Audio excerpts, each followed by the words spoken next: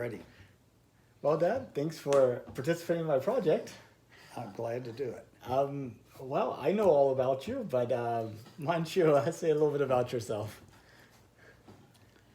Well, I've had interest in both science and history, and really, history is the science of mankind, so it's really another form of science. But I've I've taken physics, and I actually met Warner von Braun one time because our one of the physics teachers at Houston Baptist was Dr. Jerry Matazet, who was pretty high ranking in the NASA program, and he was hired by Houston Baptist because he wanted to kind of wind down a little bit on his stress, and so he did part time at NASA and Houston Baptist. So.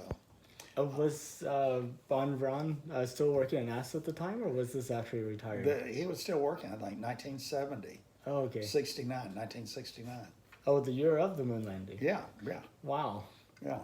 And so, and he, by the way, would have lived in Houston, but he married his sister. And Texas law, that was a felony. But in Alabama, it was okay. It was. In Germany, it was okay. So, So, in 1969, you were at HBU. yeah, Oh, which year were you? I was a sophomore. Sophomore. No, I was a junior. I'm sorry, Okay. junior, yeah. And well, you could have actually been both, since you know The split. the way the split is. But, Yeah, so, do you remember the first moon landing? yeah. What was it like? Well, we actually saw it in a history class. They shut down the normal class and had the history class started 30 minutes before the landing, and it continued. We stayed in there for about 2 hours. Was this Dr. Burns? Yeah, Dr. Burns. Okay. And what was your reaction?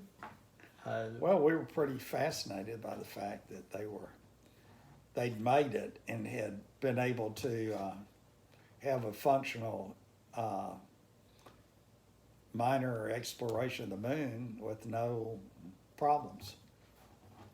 And what was the scene like? I mean, was everybody just gravitated to the TV? Or? Yeah, everybody's quiet. There wasn't any talking, and everybody's looking, and no distractions. I think it's ironic that y'all saw it live in history class. Yeah, yeah, Because the majority of the people in the world see it in history class too. It's just, different one. yeah, Not realizing. it's actually history. Yeah. Well, did you know NASA's planning to send people back to the moon in 2024? Yes. Yeah, you can't- You told me, and I actually saw it on the news. So why do you think we stopped going after 1972? I think because a number of things, we were getting into a lot of debt, and two, the Russian program had pretty much gone downhill by that time. So we didn't see Russia as someone that was going to get ahead of us and use it for dominating us militarily. I think that was the main reason. When Russia didn't make it to the moon and they shut that project down, it telegraphed that they were no longer a threat to us, at least from a strategic standpoint of outer space. Yeah, we had Vietnam going on and lots of other things to Yeah. worry about, I guess, at the time. Yeah.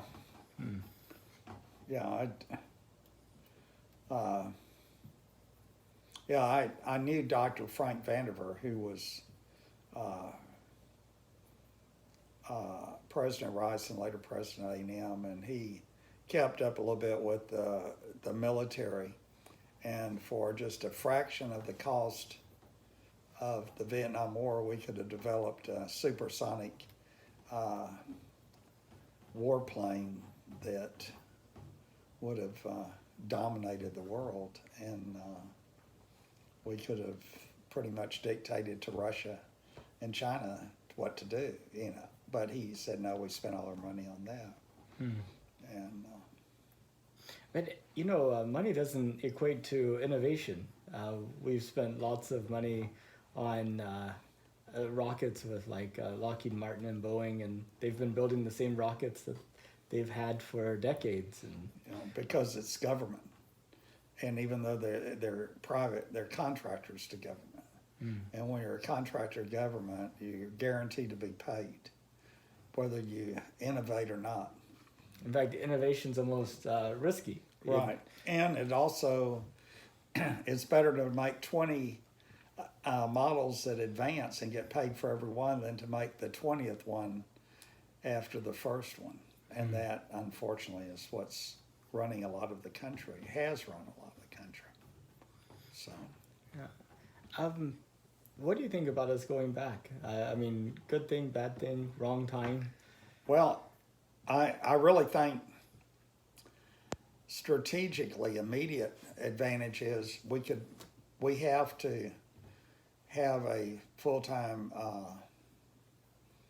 station on the moon to keep the Chinese from dominating us militarily, because their military is is advancing at a much rapid pace than ours.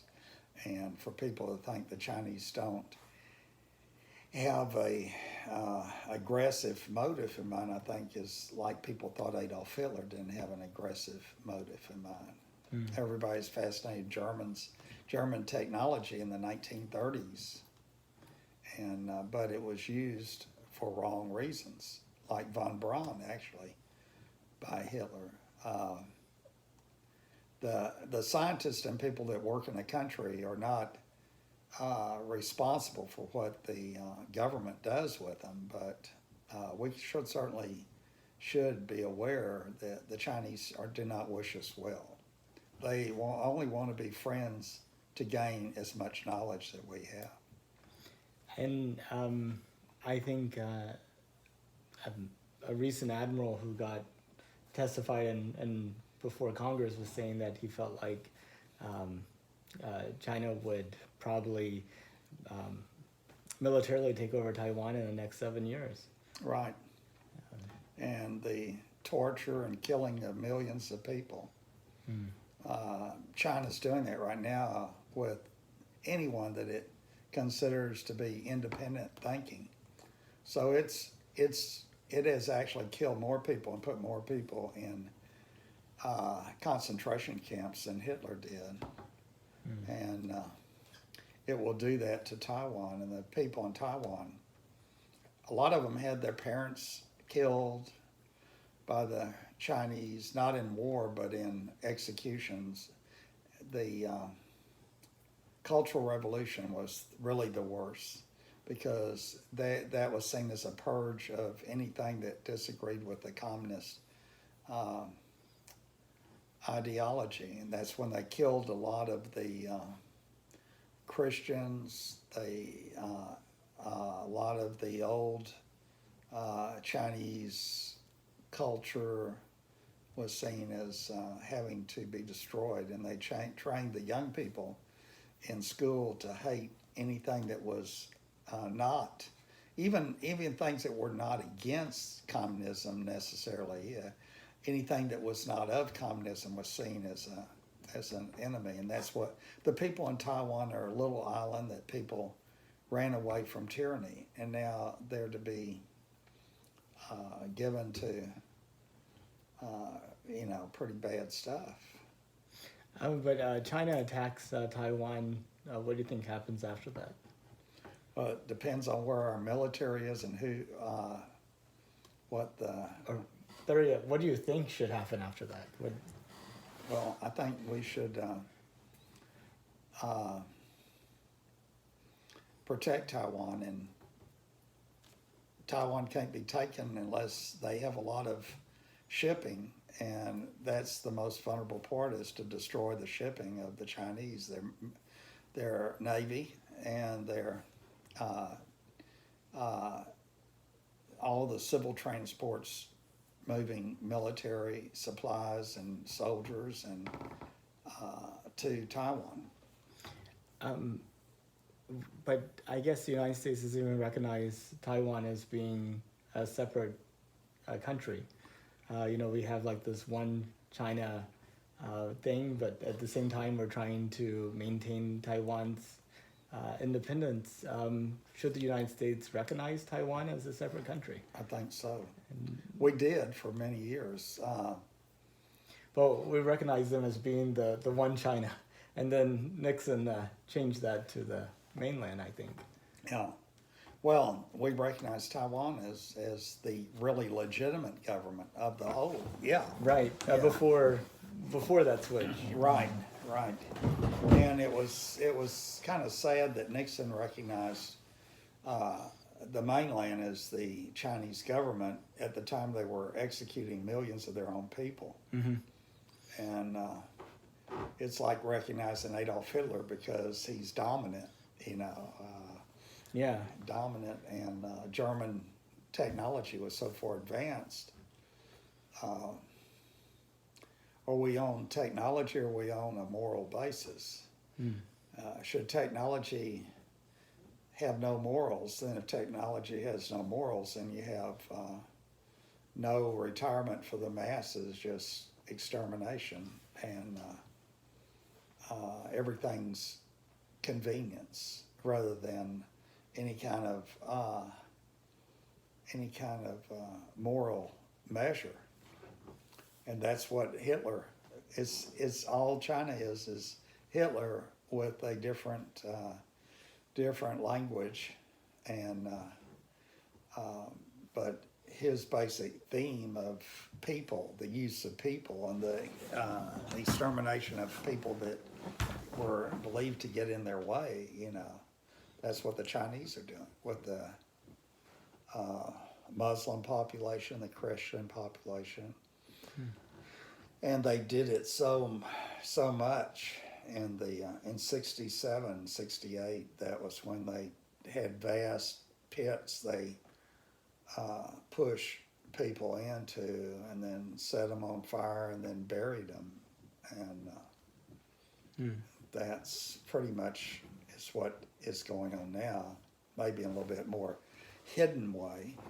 But I know with the, even during Adolf Hitler's time in Nazi Germany, we had reporters there from other countries reporting what was going on. So maybe and the language was less of a barrier, right, as well. And Germany was relatively small, a lot smaller than China. Mm-hmm. Yeah, and lots of other people around too. Yeah. But you mentioned we should go to the moon for military reasons. I just don't see the moon. I'm excited about going to the moon, but I don't see how the moon's a good military asset, just because, if you put missiles there, they're going to take several days to get to the Earth. I think maybe intelligence, but I also think in jamming satellites and destroying enemy satellites or their communications and their surveillance of Earth, it might be a better base, because it's and if we don't dominate the moon, then China dominate the moon. Then China have more domination of us. Yeah, that's true. A lot of people think that us going to the moon is a waste of money. We have problems on Earth with infrastructure and poverty and hunger and all these other things. How do you kind of approach that issue? Well, I think in the short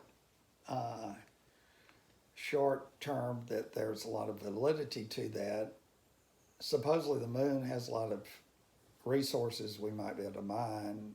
I think the one issue is access to oxygen, whether or not there's enough water in frozen areas of the moon to somehow, get some oxygen out of. And but I don't know. It's again, the technology, if we don't, you know,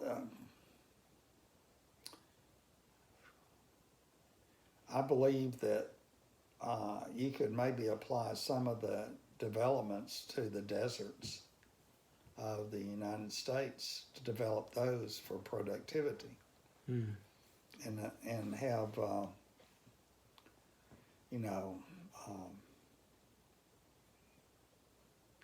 how to develop a desert into a producing agricultural field would be a partial answer to maybe some of the issues on the moon.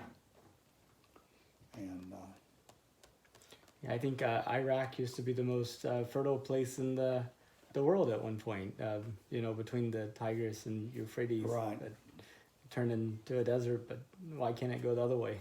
yeah, but yeah. So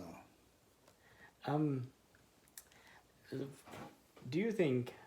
So I mean, it's kind of interesting. As we learn more about the universe, we originally started out thinking, the Earth was flat and everything's rotating around the Earth, and then we realized that there's, the Earth is actually rotates well, there around were a the sun. number of people that knew the Earth was round back in the BC.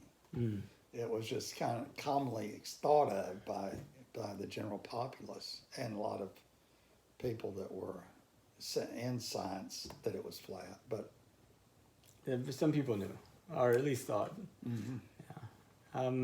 But we've learned that there's lots of other stars like our sun, and they're pretty much every one of them has planets. So there's like trillions and trillions of planets around in the galaxy.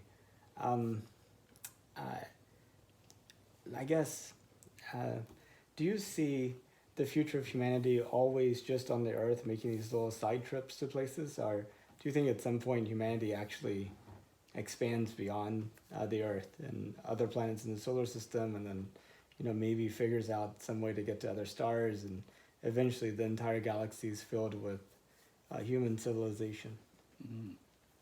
well, I really think that if you look at the Bible, it's talking about a second creation of the earth, but it also depicts a whole intergalactic universe that just doesn't get into those details. But I think the limitations of mankind is not on the technical ability, it's on the moral ability not to take advantage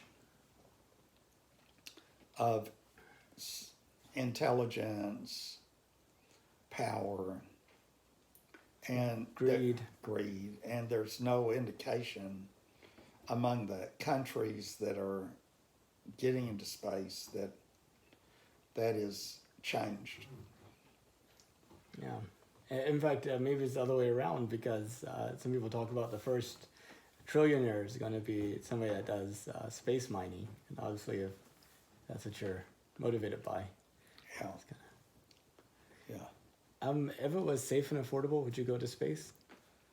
Oh, I don't think so. I keep telling everybody I plan to retire on the moon. I hope you come visit me. Yeah. Well, okay. I might. Well, It's supposed to be good for old people. Weightlessness. we'll see. I mean, the one problem is so much of our bodies depends upon things settling, Right. So, Gravity, yeah. You need gravity. That's the yeah. reason. Apparently, wounds heal slower, and lots of, the fluids move around, and anyway. Yeah, So.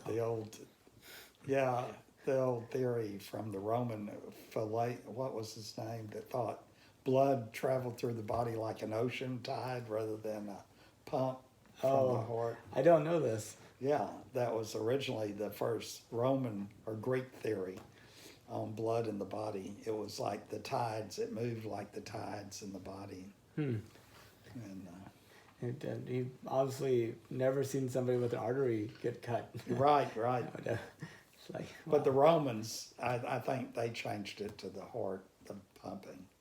I think the Egyptians thought the heart was where we did our thinking, and that the brain was just a radiator. Radiator, yeah, yeah, And I think that's probably why we talk about still the heart as being something that thinks, yeah. probably. Well, I see this as a project, time capsule for people 50, 100 years from now to look back at this time right before we take those new steps on the moon. What do you think somebody looking at this 100 years from now should know about our time? Well, I think they should know that the better part of mankind has shown itself in the development of America, and that a more altruistic viewpoint of a lot of people developed in the individualism of Americans, which really wasn't shown much in Europe or China or Japan. It was more of a controlled environment. I think Europe became more intellectually controlled. Here we had people that were had at least some of the people had a basis of a moral foundation that was not built on a theory, but built on a precept laid down of what was right and wrong and how to treat other people. And that that basis is not dependent on intellect or material achievement. It's true if you're ignorant or very educated. Lamar, the father of Texas education, Marabou B. Lamar, predicted that in 1842, he predicted in 100 years or more, people would know how the invisible matter. I think that time they just began to think in invisible parts as something called atoms, how they function, how they looked, and even smaller elements, and also all the stars and galaxies. They could name the names of many of the galaxies, stars, and planets, but they would forget the basis of their own liberty, which he believed was a true independence. He believed in the morals of the Bible. He believed in each person developing an intellect and a belief system on that moral basis, but also applying it in different ways. Not everybody's going to be a carpenter. Not everybody's going to be a physicist. But respecting people in all their areas. But he believed that mankind would advance so greatly intellectually, but they would lose the basis of that freedom and liberty that he believed people held dear in the 1840s. And where do you think that divergence really started? I think it started before 1840, because it started, the Roman intellectuals had a superiority, and then you had,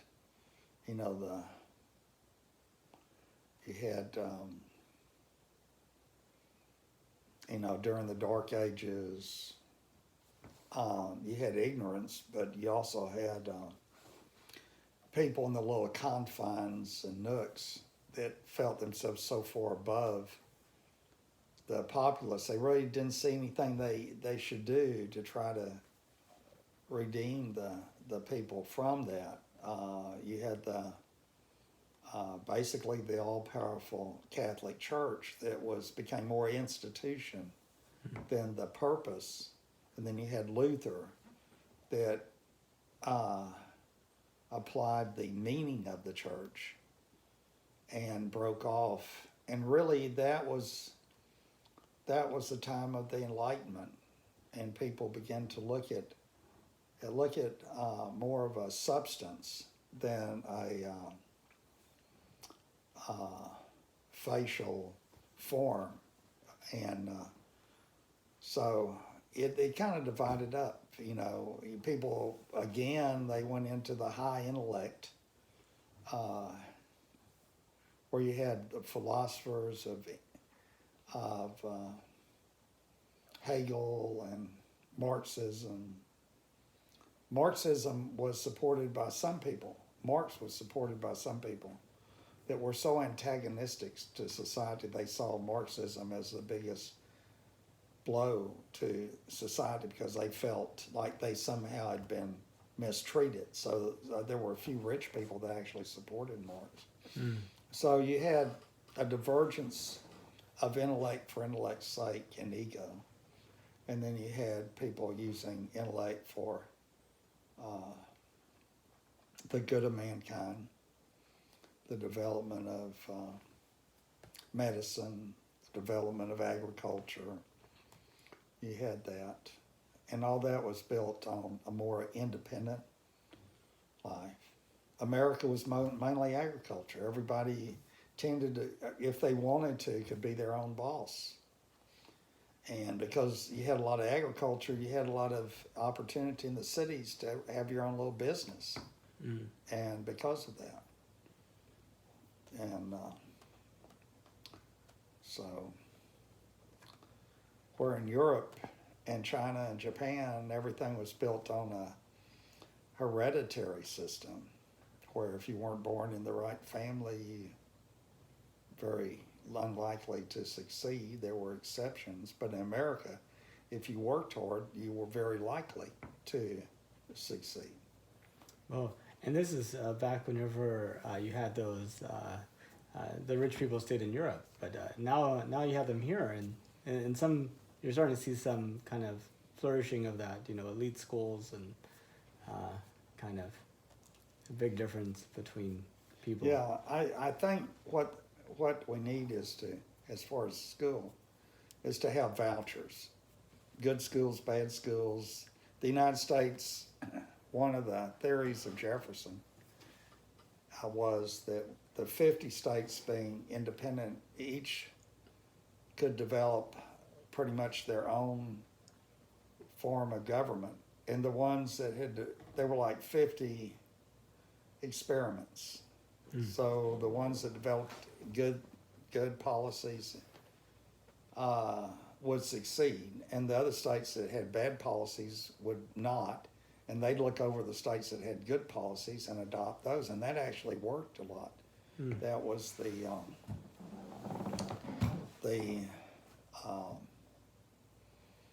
fight of the agriculture against the industrialists, and the fight of the smaller industrialists against the big industrialists. That was where your antitrust laws came in the late 1800s and early 1900s. And it was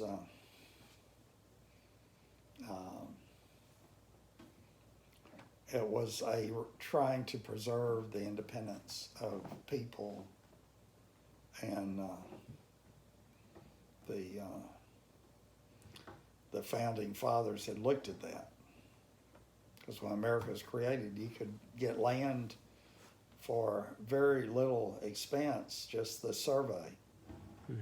And you could a lot of times borrow money for the survey on the first crop of the land. So if you wanted to, you could have your own land and own independence. Yeah, just have to create a farm and you're good to go. Right. Yeah. Well, Dad, I really appreciate your time. Is there anything else you wanted to add? Well, I really appreciate you doing this, and I also appreciate your tenacity. A lot of people have a good idea but don't stick with it, so I appreciate that. I have over 1,300 more days to go. So I Uh, need a lot you're more on, you're on the tenacity. downhill side, I think. Almost. Yeah. Yeah, not even halfway. Not I only did halfway. like 521 or 22. This is 522, I think. So, well, Okay. well, thank you so much, Dad. Well, I appreciate you interviewing me.